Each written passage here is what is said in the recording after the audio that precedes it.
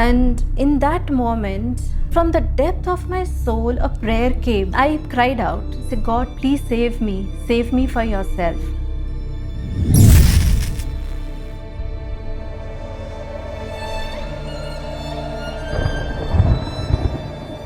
There is no other God who can die in my place. There is no other God who loves me so much. It is only my Maker, my Father, who loves me to the extent that He is willing to suffer and die. And that's my Jesus.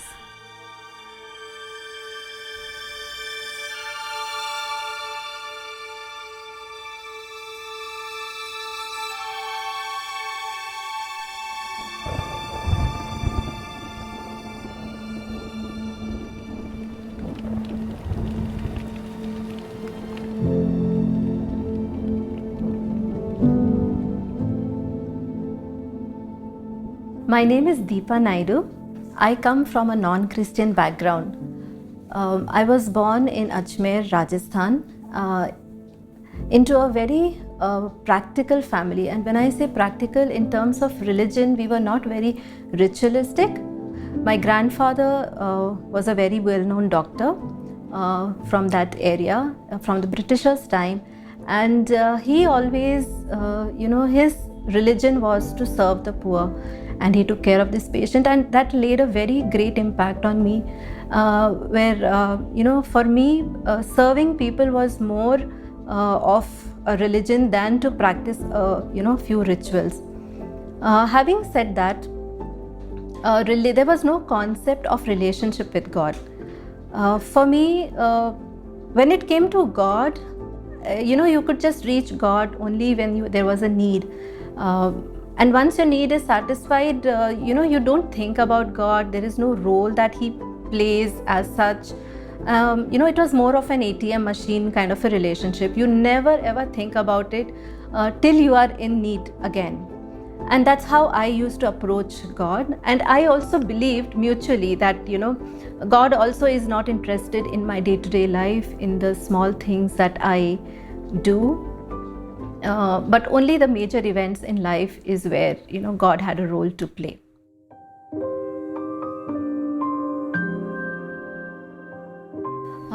I was 13 years old. It was a Diwali vacation, and we were all at home. And in our house, there was no direct supply of water into the house, and we were used to filling water from outside. There was a motor which would pump the water on top. Now it so happened I was so lost in my thoughts that instead of putting off the motor from the inside, I removed the pin outside, and I got an electric shock. The pin got stuck to my hand, and I, generally when you get an electric shock, the electricity just throws you back. But there was a wall behind me, and there was no way for me to escape, and the current kept burning my flesh. I could see the flesh melting, and the bone was visible, and the fumes were coming. Across the wall, the neighbors also could see the fumes coming, and they heard me screech. They thought I'm still bursting crackers, and therefore nobody came to my help. It is my mom and my dad who recognized the pain in my voice, and my mom, who was already on the way back inside, she rushed back, and she saw me getting electrocuted. So as a reflex, she came forward to grab me, and the moment she did that, the electricity just threw her away. So as I saw my mother standing helplessly looking at me dying, it occurred to me that my parents are not the source of my life. They are just the channel of life in me. From the depth of my soul, a prayer came, which I still cannot comprehend how I could make a prayer like that. And I cried out, say, God, please save me for yourself. The moment I said those words, the pin came off. But as soon as that pin came off my hand, I saw two angels holding my hand and ministering to my hand. I really could not understand what happened, and I thought maybe I'm dead already. Anyways, I was rushed to the hospital, and 2 days in the hospital, I was still thinking about the whole thing, what happened, what I felt, what I experienced, why did I see those angels when I'm still not dead. While lying there for the second day, I heard a very loud and clear male voice. And that voice said, "You were supposed to die that day. But because of the prayer you made, you will live, and each day will be my life in you." When I heard those words so loud, so clear, I turned around to look who was there in the ward. But there was no male in that ward. So I asked my grandmother, who was sitting next to me, to look into the corridors, because I told her I heard a man speak just now. She, for my satisfaction, she went around, she looked into the corridors. This was a children's ward. There was no man anywhere around. Now this made me again contemplate on what is going on with me. Why did I see the angels, and what was this voice that spoke to me saying that I was supposed to die that day? Then began my search.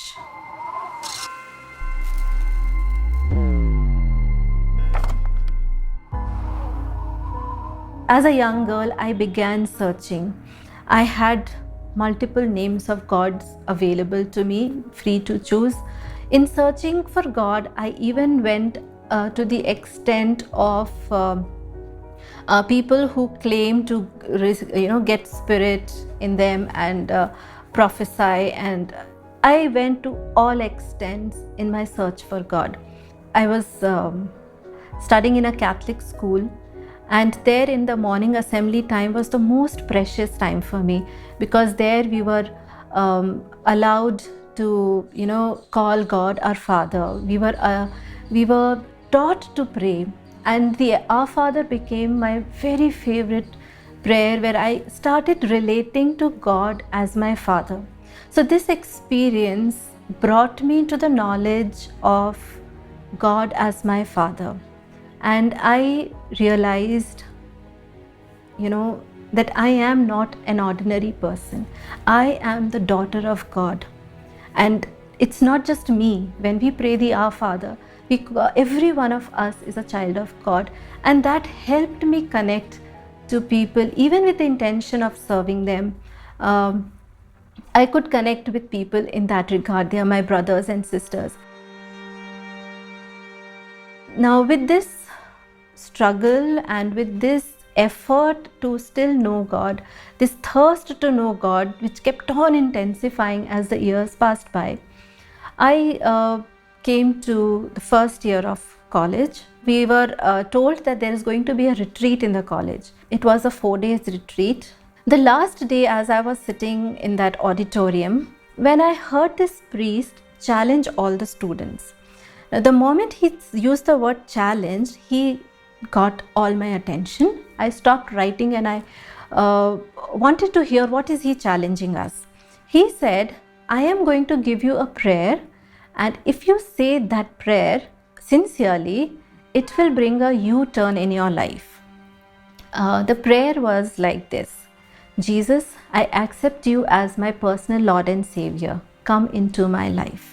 Taking it as a mantra, maybe all these things might make a difference. I went home and I did exactly that. Few days passed by. I didn't see anything dramatic happen. However, I met my principal. She said that the priest who came to give the retreat, before leaving, he said, "Keep in touch with this girl. There is a girl who sits right behind in the auditorium. I saw God lay his hand on her. You stay in touch with her." So anyways, just to stay in touch, she gave me a book to read. The name of the book was Prison to Praise. Few chapters I must have read, when after every few lines I started saying John 15:27. Now, coming from a science background, I could not place this, maybe, always believed that the subconscious also plays a great role in how we react and respond.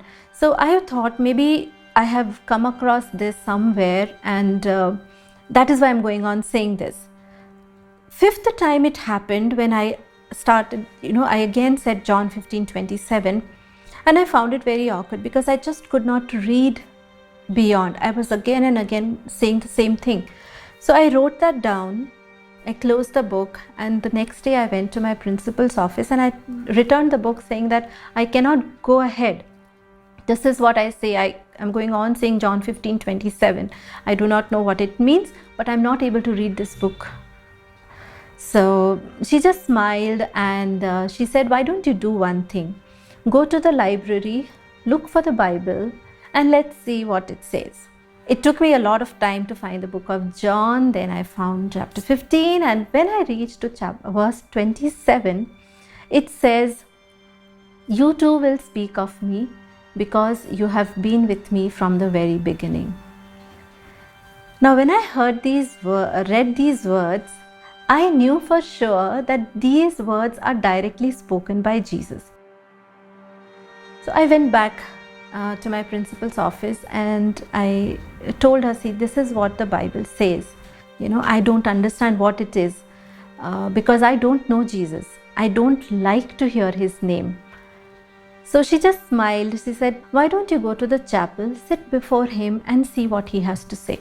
Now, the feeling was again a mixed feeling because I had heard a lot of stories where the genie appears and says, here I am, to grant 3 wishes. So what if I am going to experience the same thing, and here God appears to me and says, ask any 3 wishes. 10 days later, when I finally was ready to meet and see where it goes, I went to the chapel, and it was my first time. I had never seen a church from inside. And as I entered the chapel, there was a red carpet and there were these pews and there were pictures, 14 pictures on the wall. A lot of things caught my attention because everything was my first time looking at these things. The last thing that caught my attention as I continued walking, right in front was this crucifix.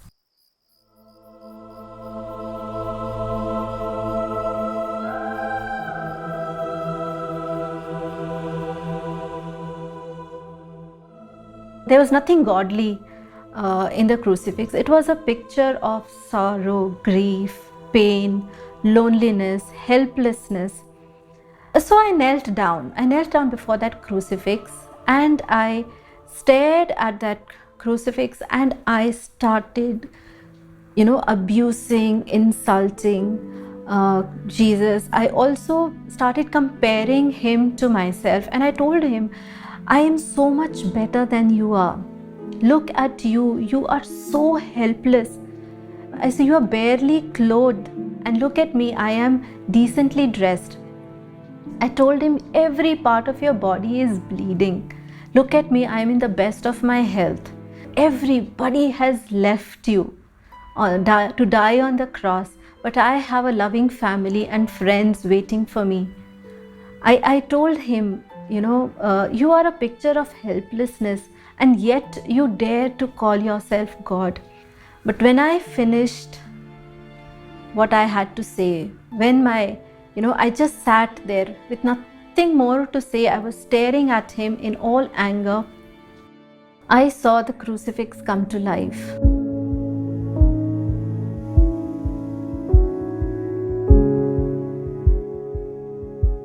He lifted his eyes to look at me, and as he lifted his eyes, tears rolled down his cheeks. He looked into my eyes and he said, if I was not here, you were supposed to be here.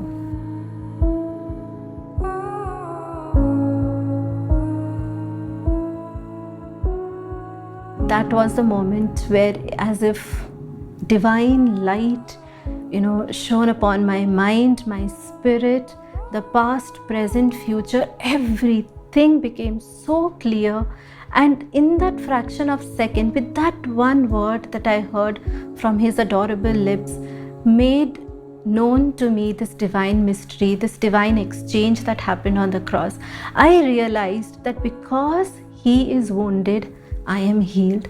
Because he was naked, I was clothed. Because he was rejected, I was loved. And when I compared him to the images and the forms of God that I had been seeing all my life, I realized it is so easy for any of us to be glorified that way. It is easy for it is so worldly, it is so human to be glorified like that. But it has to be that living God, it has to be that creator God who created me is the only one who can do this for me. There is no other God who can die in my place. There is no other God who loves me so much. It is only my Maker, my Father, who loves me to the extent that he is willing to suffer and die. It was not a normal death. He suffered and he died for me. And that's my Jesus.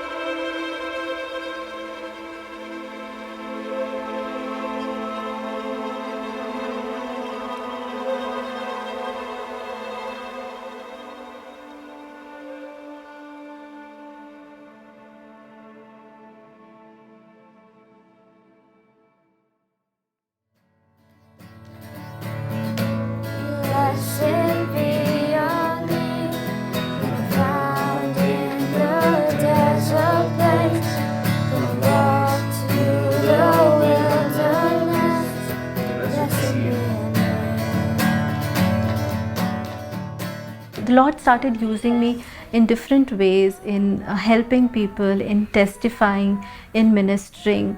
My only desire was to be a doctor. And the Lord said no. My relation with God, was so much of just give and take. After meeting Jesus, I realized that it's not just that. God is interested in our day-to-day. Every breath he gives is for a purpose, and the purpose is not just our good but the good of his children, to bring his kingdom into the world. And Jesus came into my life as a savior. As parents, we introduce our religion to our children. As leaders in the society, we introduce religion to the community. But when you stand before God and ask him to introduce himself, I think that is where the true faith, the true spirituality lies in knowing God as he is. And that's what I did. There was a religion introduced to me. There was a relation with God that was encouraged even in my family. But when I asked him, God, who are you? He came to me in the form of Jesus, our Savior. When he saved my life, when he called me into his family, in doing that, he meant the salvation of my family. He meant the salvation of my ancestors. He brought in salvation of the generations to come, and he became my Savior. He pulled me out of my ignorance. He pulled me out of my darkness so that I may live for him, and each day will be his life in me. Jesus is mine, and we belong to him. So that is the essence of the Christmas that we celebrate, and we want to remember that always. We really try hard not to get lost in things that are to be done. They happen, they don't happen, it's fine. But what remains the center of our Christmas is that we spend in the knowledge of him. We spend in being aware of what God has done for us. And that brings so much of joy in all that we do. In all the festivities, when that is the center, I think everything else falls in place.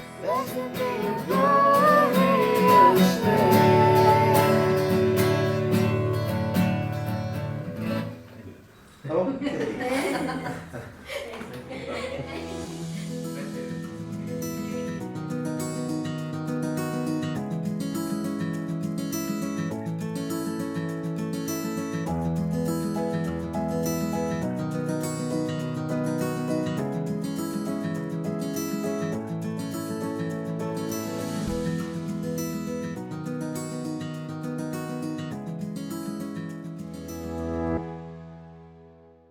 Maybe getting. You can't always. This is the death. Remarkably empty. Turn back towards God. Rise up.